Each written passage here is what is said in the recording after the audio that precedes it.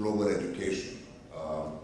In fact, when I started first thinking about what I was going to say this morning last night, I was instinctively drawn to memories of my own experience with global education and how they seem to have evolved over the years and over the decades. And I think there might be something to be learned, to be derived from thinking about those experiences. I remember way back in 1963, almost 50 years to the date, when my father, who was an architect, he was a young architect who started his life under Corbusier, working on Chandigarh. In 1963, he headed to the United States of America to do a master's program from the Harvard School of Design. We, my mother, my small sister, I must have been about 10 years old at that time, we took a bus from Chandigarh to Delhi. Then we took auto rickshaws to arrive to the railway station. My father took a train from Delhi to Mumbai. And I remember standing on the railway platform, waving at him as the train pulled away, as if our world was coming to an end. The event of someone traveling to the United States of America to study was a monumental, life-changing experience to even think of at that point. So he took a train to Mumbai, from where he took a ship.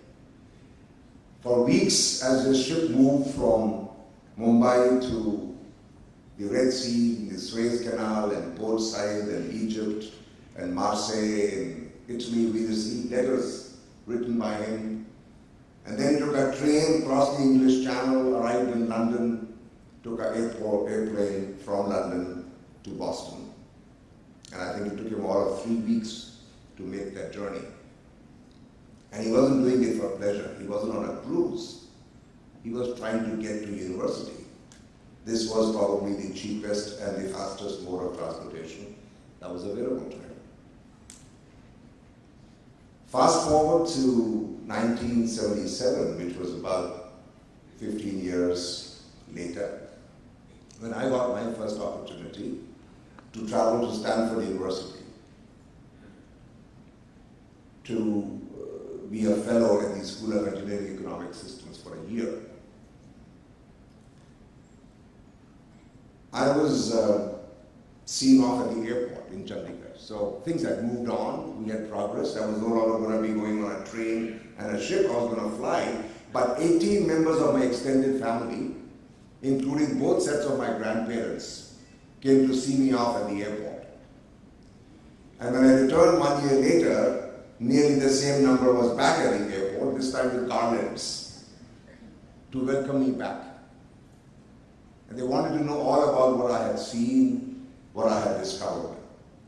When a brave Raj Kapoor would go and make a movie overseas, once in a while, the whole country used to go berserk. But this film has been shot abroad. In fact, we used to say it has been shot in foreign, right? And that was our exposure at that time to these strange, mysterious lands abroad. What I'm trying to point at is the evolution of all kinds of things that have happened vis-a-vis higher education overseas, vis-a-vis global education. The logistics have changed, the purposes have changed, the contexts have changed. Both my sons eventually went abroad. I went again to Harvard University in the late 90s. This time I went with my family. We were there for 2.5 years. During those 2.5 years, I could not even imagine, I could not even desire that I could ever visit home and visit my parents during those 2.5 years. During those 2.5 years, we made 3 phone calls, right? My children both went again to study overseas, to receive a global education. The elder one went to Boston. He's again back at Harvard University doing his master's. The younger one went to Young London School of Economics. They call my wife twice a day. They start cooking together in the kitchen. My wife India and he cooks in London, and they share recipes. And if she wants to see how the onions are coming brown or not, he turns on the web camera, and on Skype he shows her the dish that he's preparing. In the first year he visited us 3 times. The second year he visited us 4 times. The logistics have changed. The purposes have changed. When my father went, when I went, frankly, we were not really students, most of us.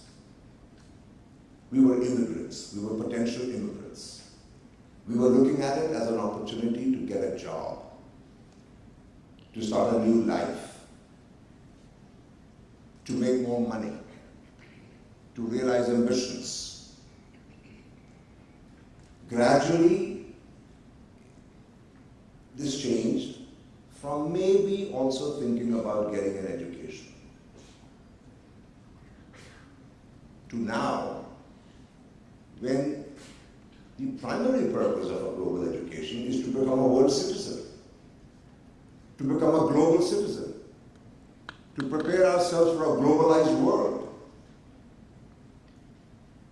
The purposes have changed entirely.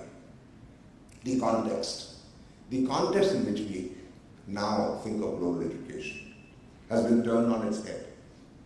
The context has changed in 2 very salient ways. When my father first went abroad, when I went abroad to study, the truth of the matter is,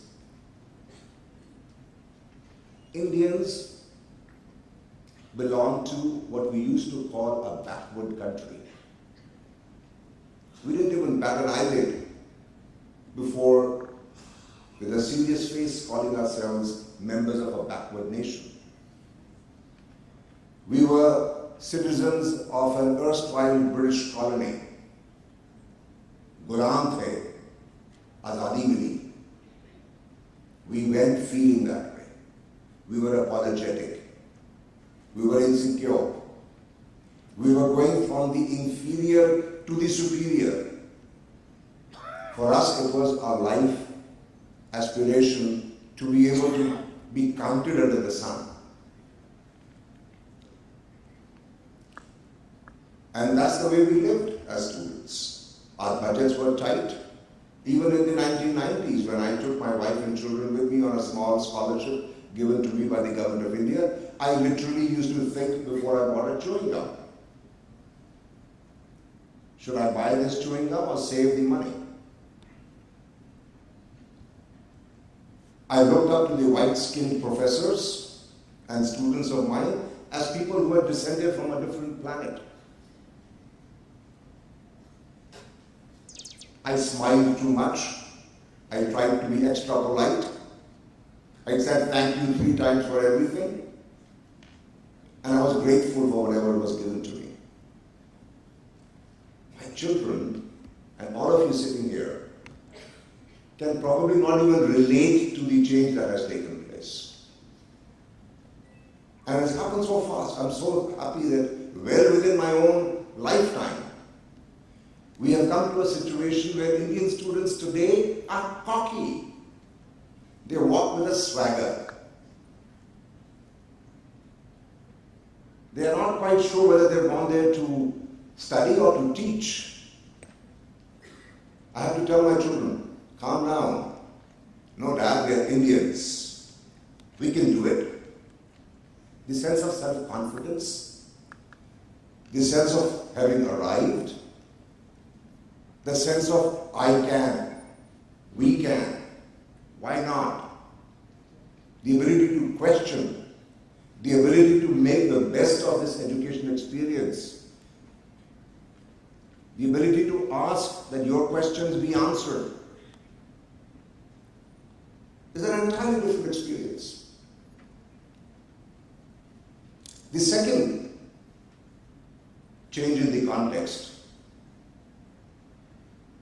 which is actually a bit linked to the first, is that today your global education experience is in a globalized world. And the two are different. And I want to spend a couple of minutes thinking about what is global education and what is globalization. The two are somewhat related and yet they are very distinct. But first of all, let's acknowledge the fact that today's global education aspirant is a student in a globalized world. What do we mean by that?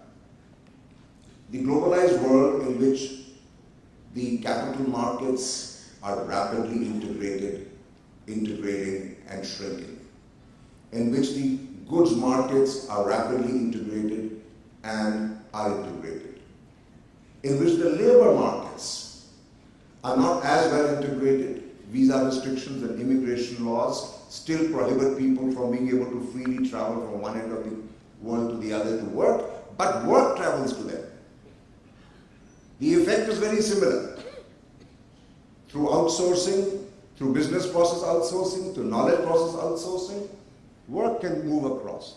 So driven by the economic revolution, combined with the digital technology and media revolution, the world is incredibly integrated.